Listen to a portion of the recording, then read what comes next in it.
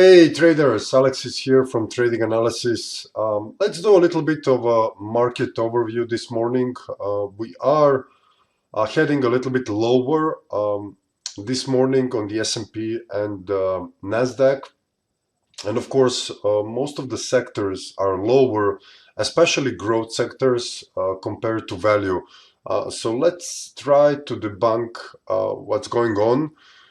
We had a couple of new data, especially a lower GDP in China. It came around 5.2%, and it was forecast to be a little bit more on the upside. And we also have a retail sales coming in 0.6, which is a little bit higher than expected. We do see rates going higher. We track also what is going on a Fed funds futures, and as we can see here, there is not much of a movement towards the 31st of January. Pretty much the same outlook, 97.4% that the rates are going to stay the same. But if we move to March, as you can see, we are seeing potential Fed cutting rates, and then if we move further towards the end of the year, market is pricing in more cuts in this year, almost 6 of them. So the question is, are we going to get 6 of them? And potentially market is pricing that a little bit more optimistic.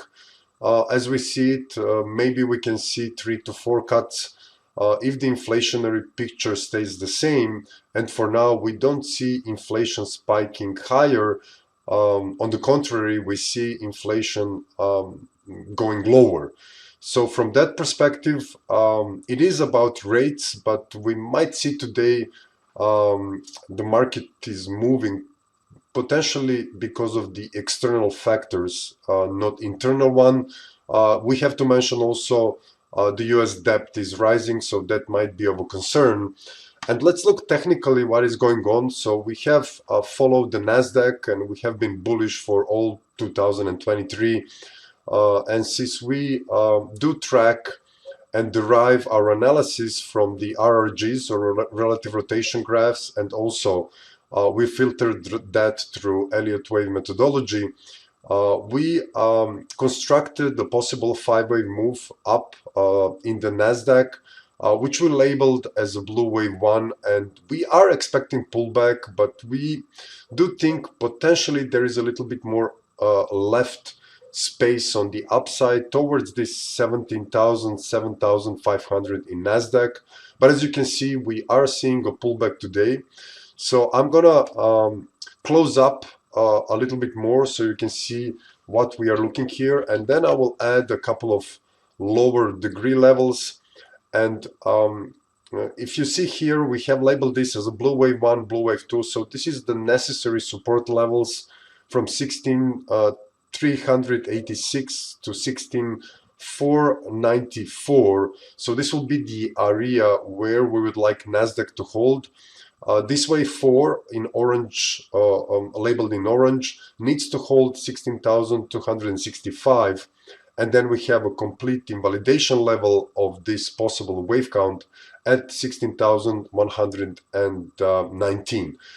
So for this relatively bullish outlook in the near term, we need to hold this level to survive, and that if they don't, we will have to manage and change the wave count, probably labeling this as a potential wave 1 top, but we need to see what is going on here. So on the larger basis, we do expect some type of a pullback to start soon in this ABC corrective move.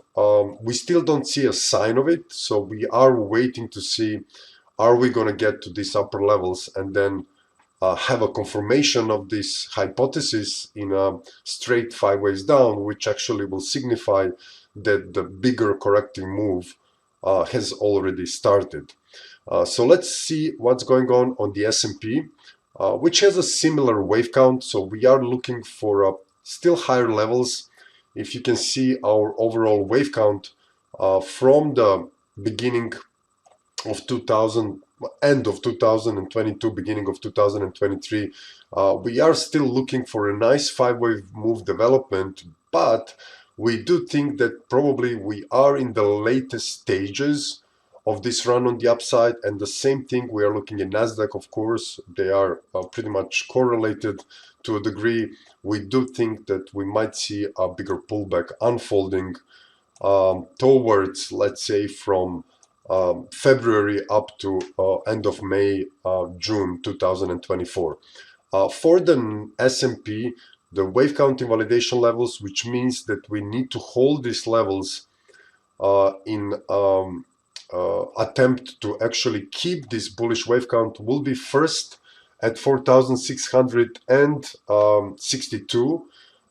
Which actually labels this wave 4 as a solid orange wave 4, from where we can see a 5 waves up towards the upper target, and the complete wave counting validation level will be at 4,556, which will be the levels where, if we get with the price moving lower to that, we will probably label this as end of this move on the upside with a little bit of truncation, which is not so rare phenomenon when you have this kind of a 1 year extended bull run on the upside. So we will observe very carefully and of course let you know in the next updates what is going on there. So let me also show you the rates, and rates are showing a nice move on the upside. We usually track all of the rates and what is going on between them, but particularly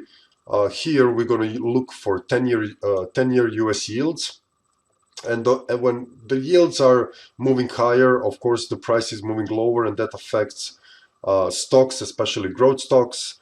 And we have this wave count in yields, so we do think we are moving impulsively to the downside, and that's why you will see on Nasdaq and S&P we left a little bit of room on the upside as well, because we think we're going to see one more push down in yields towards the 3.6 levels in the next few weeks to come, which will allow Nasdaq and S&P to move further higher and actually complete the higher degree wave 1, while the rates will make 5-wave move lower and actually complete a higher degree wave A, and then we will expect a pullback which will materialize as well on Nasdaq and the S&P as well.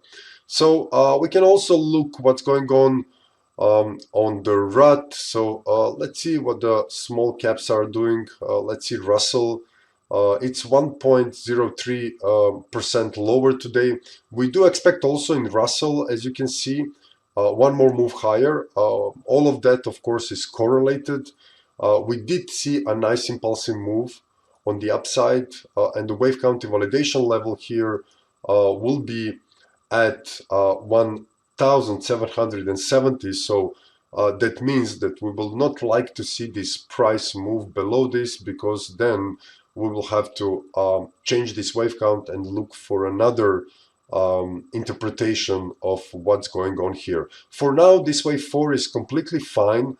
Wave 2 pullback was relatively small, where wave 4 might be in an ABC pullback, which is completely normal to see wave 4 to be bigger than a wave 2. And then if we do also some of the ratios between the wave 2 and wave 4, and especially wave 3, we have this support levels at 1867, and also we can throw in how the magnitude of the wave 2 moving lower, it's compared to this wave 4, 1618. It's a kind of a nice relation between the depth of the wave 2 and wave 4, so we would expect this in RUT to hold, and we would expect here to see another developments in the impulsive movement on the upside to complete this higher degree blue wave 1. So basically, to sum it up, if you see the wave counts in Nasdaq, also in S&P and also in RUT, and you compare that to rates, which are one of the key drivers how the markets behave, you will see that they're pretty much synchronized, and we do see some resistance and support levels on indices and resistance on the rates a little bit higher. So we do expect rates to turn lower, potentially maybe beginning of next week or even in a day or two, and that indices starts to move higher to complete this higher degree development, which we have as a five-way move on the upside. So basically, these are the targets for the Nasdaq, on the S&P as well.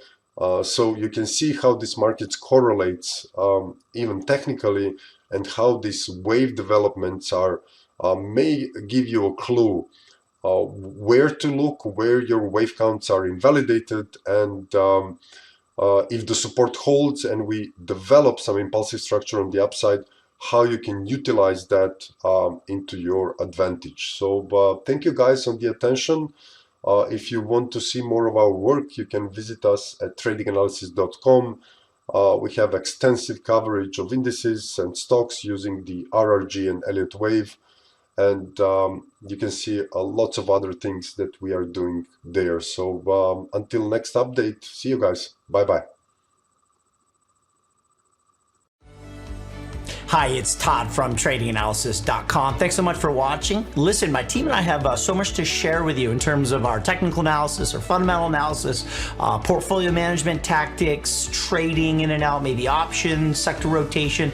Let us know what's most interesting to you. Maybe drop that in the comments section and we'll do our best to work it in. Also, consider clicking the subscribe button and the bell icon to be notified when we put out new videos. And finally, you can check us out at tradinganalysis.com if you'd like to see us manage our real portfolios in real time. Thanks again for watching.